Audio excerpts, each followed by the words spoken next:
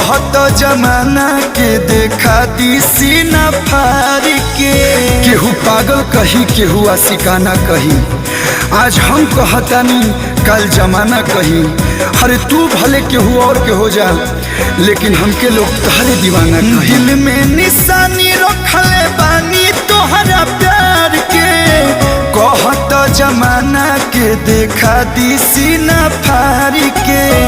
आज तोहर फोटो बा हो, आज तोहर फोटो बा करे जहवा में टांगल। आज तोहर फोटो बा करे जहवा में टांगल।